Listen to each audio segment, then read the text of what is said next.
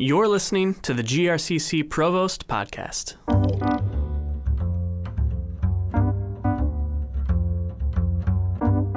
Greetings, persons of quality.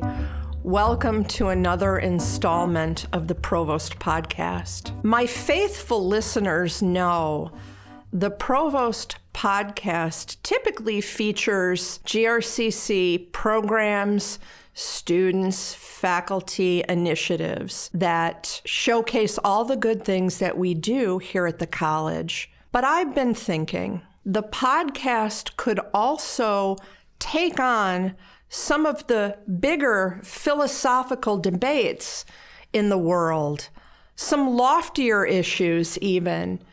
After all, we are an institution of higher learning. So today, I am here with three guests to discuss one of the compelling issues of our time.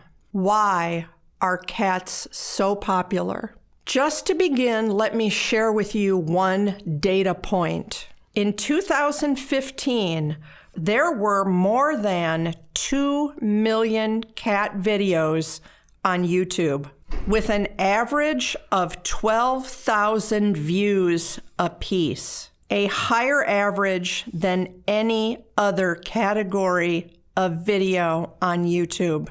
Why is that? Is one of the questions we will engage today. But first, we need to introduce our panel of experts, starting with Jennifer Batten. Jennifer, tell us a little bit about what you do at the college and a little bit about your cat journey. Well, I'm a longtime member of the Physical Sciences Department, and I'm currently working in the School of Arts and Sciences office. I have had cats my entire life. My earliest memory was treating cats like babies and pushing them around in buggies. And I've had my ups and downs. I've had up to 11 cats, and right now I'm down around 7 cats. And I just enjoy them. They're easy pets to take care of, not a lot of trouble. They're good company. I just enjoy them. I take whoever shows up at my door. Okay. Now, would you like to name, because I'm sure they'll ultimately be listening, would you like to name your 7 kitties? Yes, I do prefer people names, so Okay. All my cats have people names. I have my 4 little boys are Barry, Carmine, Henry, and Jasper, and then I have 3 girls. I have Roxanne, Winnie, and Lydia. Excellent. Excellent. Our next guest is Amy Bennett. Amy, tell us a little bit about what you do at the college and your cat history. I support Dr. Pink in the president's office, and I've been to the college for 18 years. My cat journey is I've always had cats. We always had a number of cats growing up. We lived in a very small town, and our cats kind of came and went as they pleased, in and out the pet door. So it never really felt like we had a lot of cats, but I think we did. We had a lot of cats. So now I have 4 cats.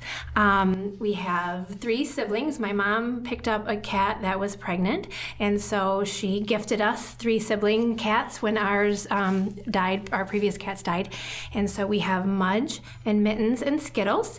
And then in an ice storm, we picked up a stray cat from behind a dumpster at the school, and her name is Trixie. That is awesome. I see we have at least two very, very soft-hearted people with us here today. And also we have, let's see if he's as soft-hearted as Jennifer and Amy, Will Millar. Will, tell us about yourself and your cat journey. I've been here at the college for longer than I can remember. I'm a member of the Physical Sciences Department. Teach astronomy. My cat journey started later in life compared to the rest. I grew up with dogs. Had many dogs around all the time. I think because, I don't know for sure, but I think because my father didn't like cats. But my father died more than 30 years ago, and my mother grew up with cats on a farm. She loved cats. The first thing she did was get a cat, which unfortunately didn't work out for her at the time because it didn't get along with the dogs. So Dogs had to go? No, well, the dogs were there, and we make commitments, we keep them. She eventually then tried a few years later, got another cat, and for some reason that one wasn't working out too well either in her condo, so she said she would take the cat over to the Humane Society, and I said, no, you don't. It's coming over to my house, which it did. And the dog and the cat, the dog I had at the time was a Shetland sheepdog. And the cat got along fabulous right away from first moment they met. And that started my journey with cats. All of them have essentially been rescues, either from the backyard or from rescue shelters. And we now have 8 cats. And since they'll be listening, let's give them a shout out. Let's see. I'm going to have to go. That's okay. Nobody can see you're using your fingers. There's Gigi and Albert, who was named for Albert Einstein. Of course. Of course. Turns out he's not Albert Einstein. It's more like Albert Einstein. Let's see. Then there's Lucy and Leo, the lion, Carbon Joe, Haley, BK, stands for Black Kitty. And there's a story behind that, of course. And then there's August. Clearly, based on an N of 3, cat people are soft-hearted, giving, caring, compassionate. Do we all agree? I would say so. Yes, yes. Suckers is really what it is. We're suckers. And now here's another data point I'm going to, and by the way, for all the scientists and mathematicians out there, just so you know, I know this is bad. Okay, I know this is 2 out of 3 cat owners are professional scientists. No. Do you think scientists are particularly attracted to cats? Do we have any speculation about this? Most of the folks I went to grad school with had cats. More evidence. Yep, more evidence. Will, do you want to weigh in on this? I'm really not sure. When I was in grad school, I didn't have a cat, and All right. I didn't know if anybody did have a cat. So I really don't know. I guess if I think back to some of my professors, they had cats at the time. So All right. maybe. It's a maybe. And again, faithful listeners to the podcast know that I have one cat, a tuxedo named Dexter Cat of Quality. My husband named him for the TV show Dexter. And if you're familiar with that TV show, Dexter works for the homicide department in Miami, and he is also a serial killer. My husband's hope was that Dexter would be a serial killer of mice. He has been an abject failure in that role, but still a lovely cat. Clearly, cat people, they love their cats. The internet is rife with cats, as I said. Some people have likened the internet to a virtual cat park, not unlike the real-life dog parks. Before we get too much maybe into internet cats, what is it you love about cats? You have more than one. You agreed to be on this podcast. What is it about cats that make them so special? My husband insisted that Dexter would be an only cat. He was an only child, so that's okay, but most people have more than one. Amy, what do you think? I think I'm a pet person, so I'm the one that seeks out the animals wherever we go. I'm chasing them. I'm trying to get them to love me and cuddle with me. But so they're just easy. Cats, I think, are just easy. They're an easy pet to have. You can go away for the weekend and fill up their food and water, and they will be my cats greet me at the door. They're kind of like dogs sometimes where they need to be around people, but they're just easy. They're an easy animal, and they like to cuddle with you and follow you around, and my cats are good mousers. But they go in and out, and they leave carnage in the backyard, sadly. But squirrels and baby bunnies, those sad things, yeah. Yeah, but they bring down the big game. So they're good. They're practical. They're loving, and they're easy. Jennifer, what would you say? Why the cat attraction? A lot of it is, as Amy said, it is the ease of care. You can go away. I like to have multiples because they don't need you that much. So their affection rotates through you. You always have one that's paying you some attention. So you need multiples. If you just had one, you would only have, just a little bit of attention from them. That's excellent. One of them is always going to want to love you. Yes. Awesome. Oh, there's a thought. Will, do you concur with Jennifer? Or? That's generally true, but with me, it's usually more than one at a time that wants to be on my lap or something. But I don't know, if I had to think about it, I think cats, they always talk about cool cats. He's a cool cat. I think with cats, to me, they impress me as being very gentle creatures.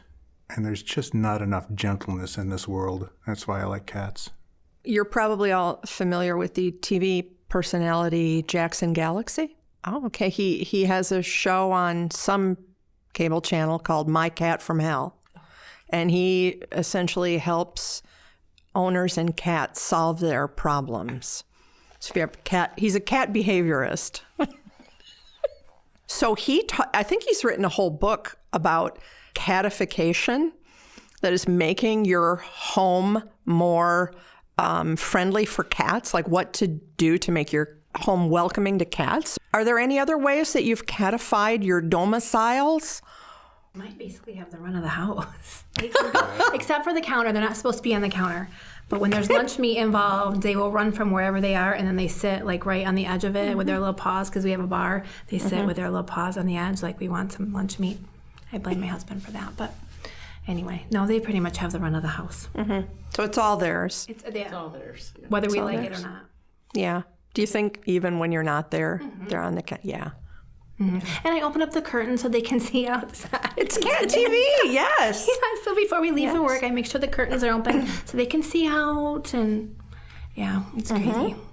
One of ours who's no longer with us figured out how to open up all of the cupboard doors and get into the cupboards, and she taught everybody else how to do that. So that wasn't good. No, the cat hammocks are basically in front of a window so they can sit and look out the window. They watch all the birds and the squirrels and the rabbits and all the wildlife. It entertains them. They're over there being entertained, and they stay out of our hair that way. What is the funniest thing one of your cats has ever done? Like you wish you had it on video, but we don't, so we're going to have to describe it. When my husband and I first got married, we also had 4 cats, or shortly after we got married, and we had a cat named Baxter, and we lived in an old house on Heritage Hill, and it had a clawfoot bathtub, and I had drawn with no shower, so you had to take baths. So I had drawn a bath, and for some reason, Baxter was being chased, I think, by Chaplin, by another one, and he ran and jumped into the water-filled bathtub, and he did not like that very much. So that's one of those ones you wish you had on video, because he jumped in and then immediately jumped out and was racing around the house all wet and a little bit sad. So, was anybody in the bathtub? No, I think I must have filled it up and then gotten out and left the door open. And no, nobody was in the bathtub, and he was very shocked, I think. That would have been even more funny. I know. Jennifer? Do I need to give you more time to think, or are there just so many cute things? They're very cute. They're kind of like living sculptures. They're always just busy and doing things. But I think one of our favorite memories is of Jasper when he was a kitten. You couldn't walk by the refrigerator without getting him jumping off the refrigerator and landing on your head or in your back. So as he got bigger, it wasn't as funny, but when he was little, it was really cute. Kitty attack. Yeah. I'd have to think about it quite a while, but it's not directly one of the cats. When my wife and I got married, she's also very much into birds. And she had a pet bird, a cockatiel. And cockatiels, they can't say the words, but they can mimic what you're saying with pitches and so forth. And she taught it a number of different words and so forth. And one of the words she taught it was peekaboo, so it could mimic the pitches of peekaboo. And there was a time where the bird got down into its bath and was splashing around in the bath. And all this noise of the splashing around in the bird cage attracted 2 of the cats' attention. I don't remember which ones they were, but the two cats came over and kind of got up and were peeking over the edge of the bottom of the bird cage to see what all this was going on, the two cats on each side of the cage. And then the bird just kind of stopped and looked up and said, peekaboo. That's awesome. That's awesome. Now, I don't want to shock you or anything. I know you know this, but not everyone likes cats.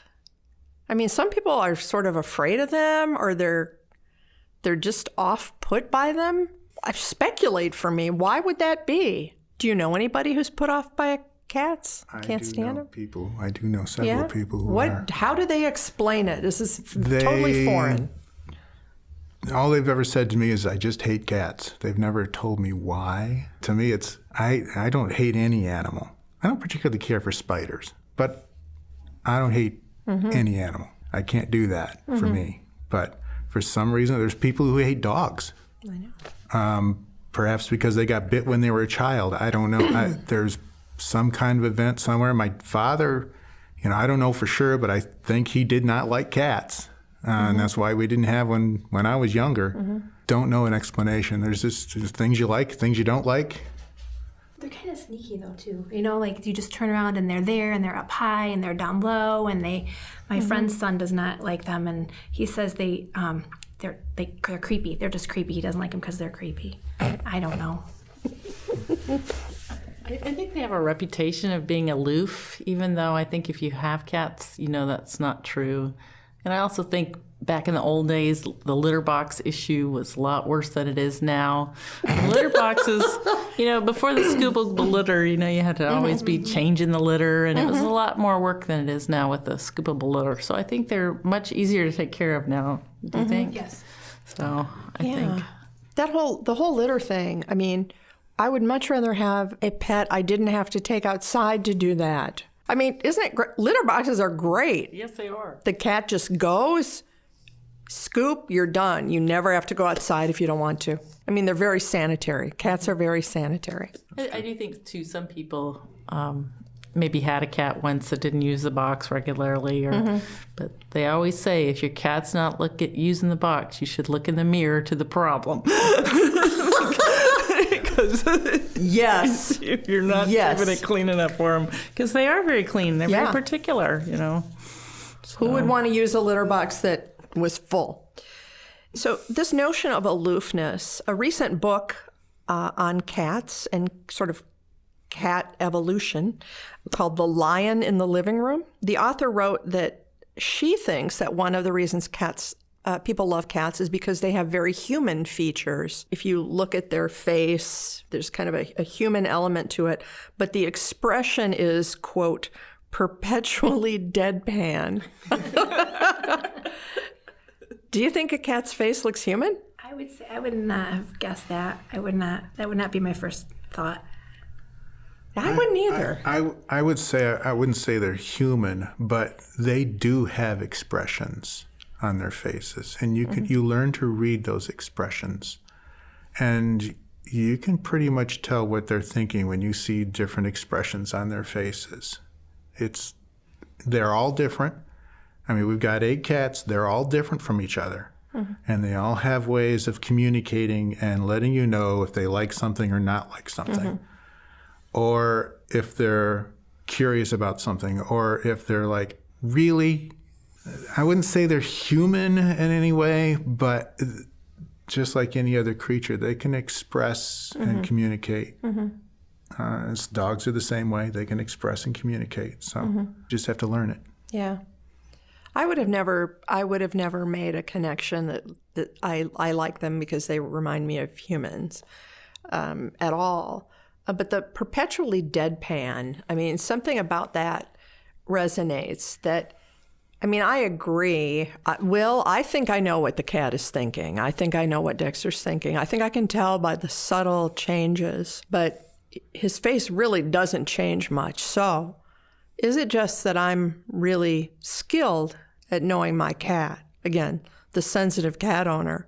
Or am I really just projecting my thoughts and personality and how I would feel on the cat? Deep question, Jennifer. What do you think?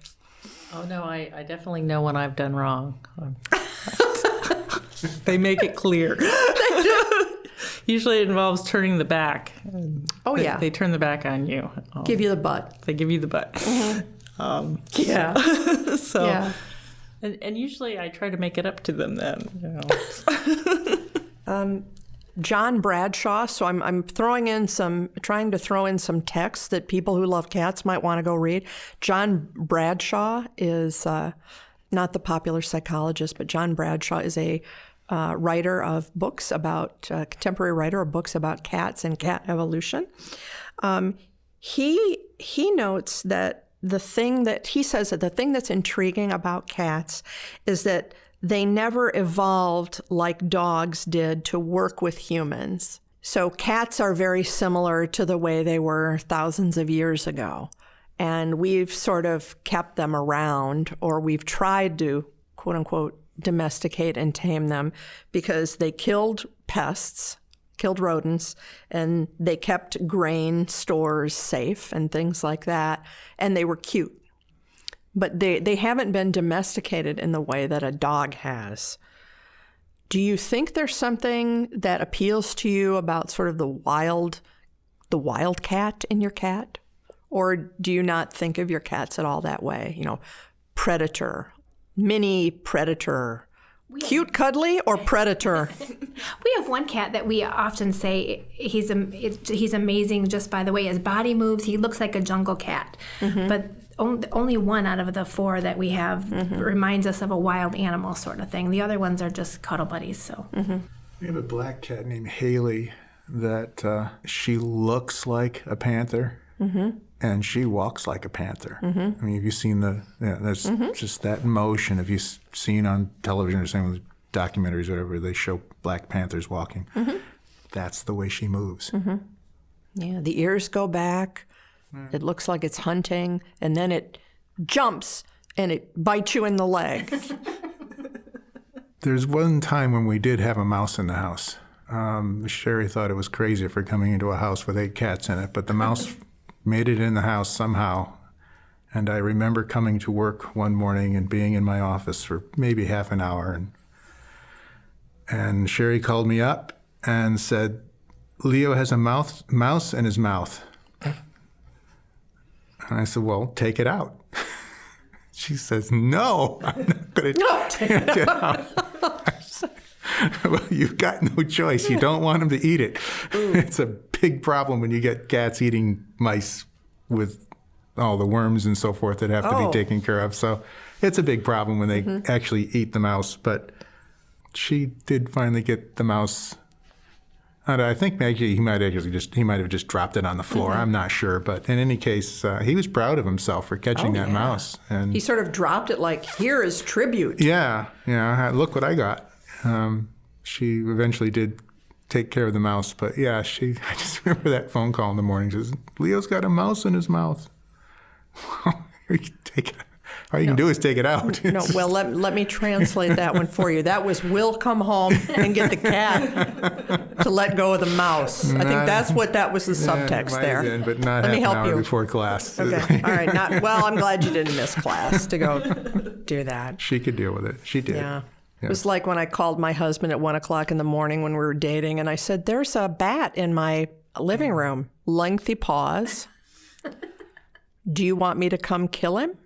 "Well, would you?" Yeah, I mean that's just how that goes. Do you think that your cats think of you as a big cat? Well, our cat BK was one that came in from the wild. Afternoon of Christmas Eve, he poked his face in our front window and said, "I want to live here," but. Yeah, that took a while. He lived outside under our deck for about a month before we finally accepted the fact that he was going to live with us because he had been beat up by some other animals. We had to trap him to get him to the vet to take care of him. At the vet, he was just a terror. They were literally afraid of him. And some of the texts were saying, some of these feral cats are kind of loco. Mm-hmm. You be careful if you really want to try and keep them. But we took him home, and it took about 6 weeks of me working with him every day. Wow. But eventually it was a day when I was cleaning out the cage area that were keeping him in. And he just kind of slowly walked over and rubbed his face against mine and said, "Okay, you're mine." Oh, come on, group aw. That's how I knew that he had accepted me as, I don't know, whatever role I play. But yeah, that's what they do. I guess they can treat you. How else would they treat you? They don't know how else to act. There is a book. I've actually seen it in the bookstore. It's one that I did not purchase. It is called How to Make Your Cat an Internet Celebrity, A Guide to Financial Freedom. Has anyone ever thought of making any of your cats internet celebrities? I have not. I don't. Not thought about No. Because that's a lot of time. You have to teach them all the tricks and...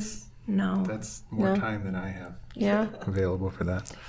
Do you have a favorite internet cat? Do you ever, I'm not saying you would ever do this at work, because I know that wouldn't happen, but when you're at home in the evening, do you ever check out internet cat videos? Do you have a favorite internet cat? Or are you busy enough with the ones you have? I think the compilations where they show 7 seconds or 10 seconds of cats doing silly things, those make me laugh, but not a special cat. Not a special celebrity cat? No? I don't. I know my wife keeps track of some of the cats on Facebook. Some of them are rescue cats and they have stories, or they're being rescued. They want to be out adopted. She's got some Facebook pages that she looks at from time to time that deal with cat adoptions and so forth. But if she sends me a video because the cat's doing something silly, I may watch it. But got enough to do as it is with all right. taking track. Maybe it's just me videos at home watching cat videos. But I do have a favorite, so I want to recommend him.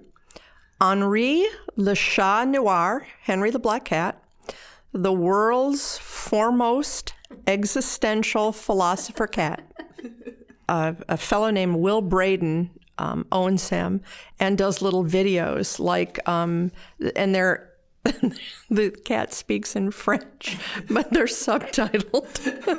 And this cat is just very French, filled with ennui and contempt. And so it's definitely my recommendation, Henri le Chat Noir. I can't believe you don't follow internet cats. I thought the New York Times has called cat images. You guys need to get out more. The New York Times has called cat images the essential building block of the internet. Well, when you need to get out there. But when you watch them, they make me happy. They make me laugh. Like with the cat with the water dripping on his head, and those make me laugh. Thank you very much, Will Millar, Amy Bennett, Jennifer Batten. To the listening audience, if there is any topic of intellectual import that you would like to see us discuss on the Provost podcast, this is only the first one. So cats and why we love them, but we can do others as well. I want you to know I want to be inclusive on the subjects that we could talk about. Our final words are: go out and adopt a cat. Mm-hmm. Yes. A black cat. And spay and neuter your pet. And spay and neuter your pets. A black cat, because people have this, they think they're like black cats wicked. Black cats are the first to be put down and the last to be adopted. Yeah, because people associate them Halloween black cats. They're associated bad. With bad luck, and that is absolutely, everywhere else in the world, they're good luck. Oh, really? Only in the States are they considered to be bad luck, and that's absolutely wrong. Yeah. Black cats are the best. Cats don't have luck. They have personalities. Yes, they do. They don't have luck. Okay. And spay and neuter. Anything else? So we always end the podcast this way. Thank you for listening. You are, faculty and staff and students, the highly esteemed, much beloved colleagues of a very happy provost. Boom. You didn't know the boom was coming? That tells me how many people get through a whole podcast. Okay, so let's do that again. 1, 2, 3, boom. You've been listening to the GRCC Provost Podcast, produced by GRCC Media Technologies. Join us next episode for more Provost.